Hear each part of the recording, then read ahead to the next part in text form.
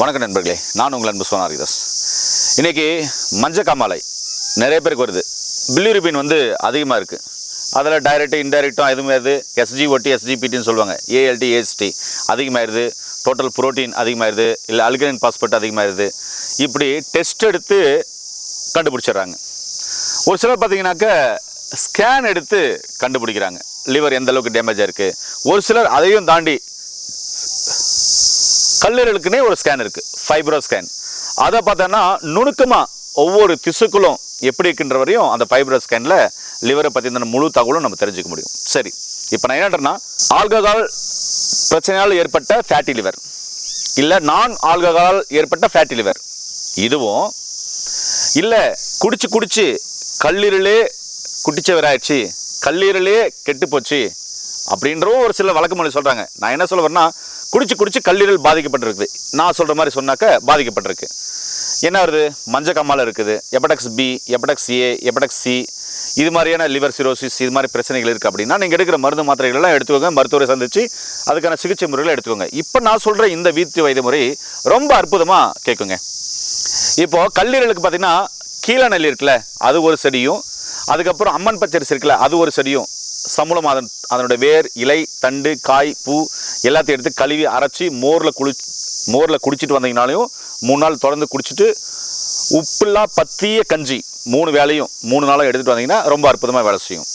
அது இல்லாத hepatitis C virus இருக்குது, ஹெப்படைட்டிஸ் B வைரஸ் இருக்குது அப்படின்னீங்கன்னா அவங்களுக்கு ஆமணக்கையில் இருக்குல்ல, முத்துக்கொட்டையில், அந்த ஆமணக்கையிலையே இப்படி 4 இலை இப்படி இருக்கும்.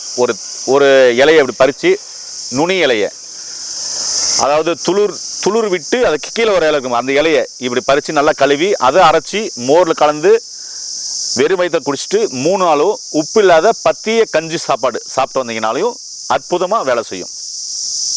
இதெல்லாம் ஒரு தகவல் தான் உங்களுக்கு. நீங்கள் கல்லீரலுக்கான மருந்து எடுக்கும்போது எடுக்க வேண்டிய வழிமுறைகள். இப்போ நான் சொல்கிறது இது வரைக்கும் நிறைய பேர் சொல்லியிருக்காங்க, இப்படி சொன்னாங்களான்னு தெரியாது, ஆனால் நிறைய பேர் சொல்லியிருக்காங்க. மஞ்சக்காமலை வந்துருச்சு, கண்ணெல்லாம் பார்த்தீங்கன்னா மஞ்சளாக இருக்குது, நாக்கும் மஞ்சளாக இருக்குது, விரல் நகங்கள் மஞ்சளாயிடுச்சு, யூரின் போனால் மஞ்சளாக இருக்குது, வயிறு வீங்கிருச்சு, மேல் மூச்சு கீழ் மூச்சு வாங்குது, சரிங்களா? இல்லைன்னா டிப்பு பண்ணி பார்த்தீங்கன்னாக்கா தண்ணி வெளியே எடுத்திருக்காங்க. அதே மாதிரி கல்லீரல் பார்த்தீங்கன்னாக்கா ரொம்ப டேமேஜாக இருக்குன்னு சொல்கிறாங்க. இதுக்கான சிகிச்சை முறைகள் போயிட்டு இருக்கு அப்படின்னாக்க அதெல்லாம் பாருங்கள். இப்போ நான் சொல்கிற மூலிகை பாருங்கள், இதுதான். இந்த மூலிகையை பார்த்தீங்கன்னா நான் என்ன சொல்கிறேன்னா,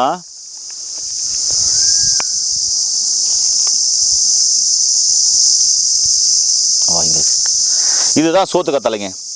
இந்த சோத்து கத்தாழையுடைய தண்டு தான் நமக்கு மருந்து. இங்கே பாருங்கள், இது பறிச்சா தண்டு இருக்குல்ல, இந்த தண்டு தான் நம்ம மஞ்சக்காமாலைக்கான மருந்து. 3 வேளை கொடுக்க போகிறோம். இந்த தண்டு நீங்கள் வெளியில் இருந்தாலும் சரி, இல்லை இங்கே பாருங்கள் நிலத்துக்குள்ளே இருக்குது, இங்கே பாருங்கள் இந்த சோத்து கத்தாழை பார்த்தீங்கன்னா இருக்குதுல்ல, இந்த தண்டு பார்த்தீங்கன்னா நிலத்துக்குள்ளே இருக்குது. இப்படி இருந்தாலும் சரி, நிலத்துக்குள்ளே இருந்தால் ரொம்ப பெஸ்ட்டு.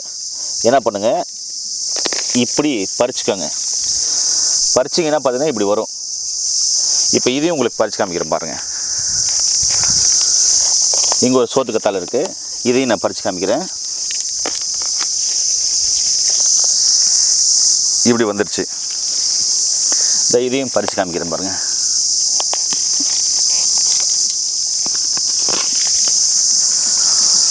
சோத்து கத்தாழை பிடுங்கும்போது புல்லாங்குழல் மாதிரி பார்த்தீங்கன்னாக்க இது மாதிரி தண்டு இருக்கும். இந்த தண்டு பார்த்தீங்கன்னா பாருங்கள், இது மாதிரி தண்டு இருக்கும். இந்த தண்டை ஒரு 1.5 ஜான் அளவு, குறிப்பாக பார்த்தீங்கன்னாக்க இந்த அளவு இருந்தால் போதும். இப்போ இது மேலே இருக்கிறதெல்லாம் இப்படி எடுத்துடணும்.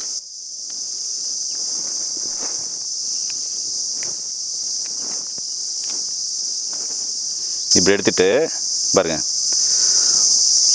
1 ஜான், இது ஒரு 1/2 ஜான், ஒரு 1.5 ஜான் அளவுக்கு பார்த்தீங்கன்னா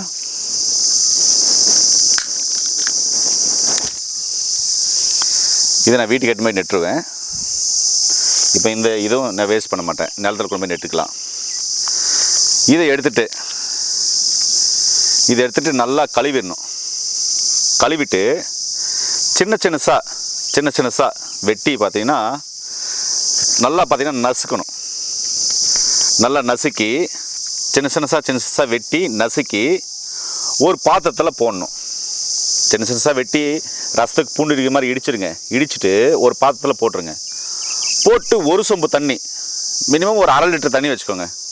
அதை ஊற்றி சிம்மில் வச்சு நல்லா கொதிக்கணுங்க. ஒரு 1 மணி நேரம் 1.5 மணி நேரம் கொதி கொடுங்க. இதுதான் நீங்கள் கவனிக்க வேண்டியது. உடனே கொதிக்க வச்சு குடிச்சிடக்கூடாது. சிம்மில் வச்சு ஒரு 1 மணி நேரம் 2 மணி நேரம் கொதிக்கணும்.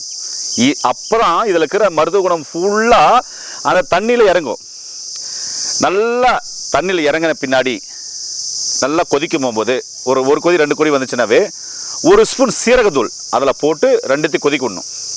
நான் என்ன சொன்னேன், 1/2 லிட்டர் தண்ணி போட்டு இது மாதிரி ஒரு 1.5 ஜான் சோத்து கத்தாழை இருக்குல்ல, அதனுடைய தண்டு, சோத்து கத்தாழை இல்லை அதனுடைய தண்டு இது மாதிரி இருக்கும் இல்லையா, இந்த தண்டை ஒரு 1.5 ஜான் எடுத்துக்கணும். இதை இப்படி எடுத்துக்கலாம், இப்படி 1.5 ஜான் எடுத்துக்கணும். அதில் இருக்க இந்த வேரெல்லாம் இப்படி பறிச்சுட்டு நல்லா கழுவிட்டு சின்ன சின்னசாக வெட்டி நசுக்கிக்கணும்.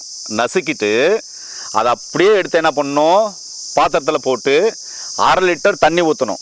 தண்ணி ஊற்றி ஒரு கொதி வந்த உடனே சிம்மில் தான் வச்சு கொதிக்கணும். சிம்மில் தான் வச்சு கொதிக்க விடணும். 1 ஸ்பூன் சீரகத்தூள் இடித்து இது உள்ளே போடணும். போட்டு நல்லா கொதிக்க விடணும். கொதிக்க விட்டுனா அது 1 மணி நேரம் 1.5 மணி நேரத்துக்குள்ளே அந்த 1/2 லிட்டர் தண்ணி பார்த்திங்கன்னா ஒரு 100 ml சுண்டுற வரையும் வெயிட் பண்ணும். 100 ml சுண்டுருச்சு அப்படின்னா அப்போது அதை என்ன பண்ணும், அதை ஒரு வடிகட்டி ஒரு 50 ml இல்லை ஒரு 70 ml சரிங்களா, இல்லை குடிக்கிறாருன்னா 100 ml கொடுத்தாலும் தவறு இல்லை. வெறும் வயிற்றில் கொடுத்தீங்கன்னா இந்த மஞ்சக்காமாலை இல்லை கல்லீரல் பிரச்சனை வந்தவங்களுக்கு வெறும் வயிற்றில் அன்னைக்கு கொடுத்துட்டிங்கன்னா ஒரு 1 மணி நேரத்துக்குள்ளே பார்த்தீங்கன்னாக்கா சாப்பிட்டாலையும் பார்த்தீங்கன்னாக்கா வாமிட் வருது, தண்ணி குடித்தாலையும் வாமிட் வருது அப்படின்றவங்களுக்கு அந்த 1 மணி நேரத்துக்குள்ளே அந்த வாமிட் நின்றும். அதுக்கப்புறம் அவங்களுக்கு பசிக்க ஆரம்பிக்கும். ஒரே டோஸ் நல்லா வேலை செய்யுங்க, அப்புறம் பசிக்க ஆரம்பிக்கும். அப்புறமா அவங்க சாப்பாடு கேட்க ஆரம்பிப்பாங்க. அப்போது குழந்தைக்கு கொடுக்குற மாதிரி சீக்கிரமாக ஜீரணமாகக்கூடிய கஞ்சி, அதாவது அரிசியை வறுத்து உடச்சி கஞ்சியாக செஞ்சு அதை கொஞ்சமாக லிக்விட் மாதிரி கொடுத்தீங்கன்னா போதுமான அளவு ஒரு 1/2 டம்ளர் ஃபஸ்ட்டு கொடுங்க. அப்புறமா அவங்க நல்லா பசிக்க ஆரம்பிக்கும். அப்படியே நீங்கள் ஃபாலோ பண்ணலாம். இதை வந்து தொடர்ந்து 3 நாள் 3 முறையும் பார்த்தீங்கன்னா ஃப்ரெஷ்ஷாக செய்யணும். நல்லா புரிஞ்சுக்கோங்க. ஒரு கேள்வி கேட்பீங்க, ஐயா ஒரு முறை செஞ்சுட்டு அதை அப்படியே வச்சுக்கலாமா? அப்படி இல்லை. 3 நாளும் இது மாதிரி 3 சோத்து கத்தலுடைய தண்டை எடுத்து நிலத்துக்குள்ளே போயிருக்கும். அந்த தண்டு பெஸ்ட்டு. இல்லைன்னா மேலே தான் இருக்குது அப்படின்னாலும் ஓகே, நான் நிலத்துக்குள்ளே போயிருக்குது, இது மாதிரி நல்லா இருக்கும். இது மாதிரி எடுத்து 3 வேளையும் ஃப்ரெஷ்ஷாக செஞ்சு தான் கொடுக்கணும். நான் சொல்கிறது புரியுதுங்களா? செஞ்சு கொடுக்கணும். காலை வெறும் வயிற்றில் ஒரு 50 ml 70 ml வரையும், இல்லை அந்த 100 ml கசாயத்தை அப்படியே கொடுத்தாலும் தவறு இல்லை, கொடுத்துடலாம். ஃபஸ்ட்டு 1 மணி நேரத்துக்குள்ளே நல்லா வேலை செய்ய ஆரம்பிச்சிடும். இது மாதிரி 3 நாள் கொடுக்கணும். இந்த 3 நாளும் பத்திய கஞ்சி, அதாவது காரம் எதுவுமே சேர்க்காத அரிசியை வறுத்து அதுக்கப்புறம் அதை ஆற வச்சு பொடி செஞ்சு அதெல்லாம் கஞ்சி கொடுப்பாங்க. வறுத்து கஞ்சின்னு சொல்லுவாங்க. அப்படி கஞ்சி செஞ்சு கொடுக்கலாம். கஞ்சி செஞ்சு 3 நாளும் பத்திய சாப்பாடு, உப்பு மட்டும் லைட்டாக தேவைப்பட்டால் போட்டுக்கலாம். போட்டு 3 நாளும் அந்த கஞ்சி தான், 3 வேளையும் கஞ்சி தான், வேறு எதுவும் கொடுக்கக்கூடாது. தண்ணி லைட்டாக தான் குடிக்கணும். ஏன்னா ஆல்ரெடி பார்த்தீங்கன்னா தண்ணி அவங்களுக்கு வயிற்றில் நீர் கோத்திருக்கும். அதனால் லைட்டாக தான் குடிக்கணும்.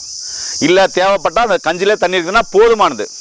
இது 3 நாள் கொடுத்தீங்கன்னா அந்த மஞ்சக்காமலை நல்லா இறங்க ஆரம்பிச்சிடும். மஞ்சக்காமலையில் இருக்கிற சிம்டம்ஸ்கள் படிப்படியாக குறைய ஆரம்பிச்சிடும். இந்த 3 வேளை 3 டோஸில் ஒரு அற்புதமான மாற்றம் அவருக்கு கிடைச்சிரும். சாப்பிடாதவங்க சாப்பிட ஆரம்பிச்சிருவாங்க. வாமிட்டு வந்துனே இருக்குதுன்னா நின்றும். மஞ்சளாக இருக்குது கண்ணுனாக்க அந்த நிறம் மாற ஆரம்பிச்சிடும். விரலெல்லாம் அதாவது நிகமெல்லாம் மஞ்சளாக இருக்குது, அதுவும் நிறம் மாற ஆரம்பிச்சிடும். யூரின் மஞ்சளாக போகுது அப்படின்னா அதுவும் நிறம் மாற ஆரம்பிச்சிடும். அசதி, சோர்வு, டயர்னஸ்ஸு, சோம்பல், தூக்கமே வரல அப்படின்ற ஒரு பதட்டமாக இருக்குதுனாக்கா இதெல்லாம் மாற ஆரம்பிச்சிடும். இது 3 நாளைக்கு கொடுத்தீங்கன்னா போதும், அற்புதமான பலன் தரும்.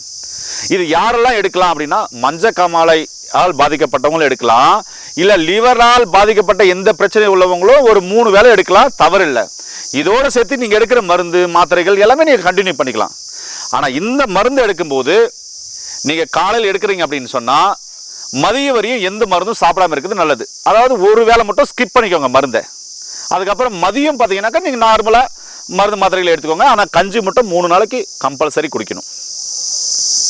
சரிங்களா?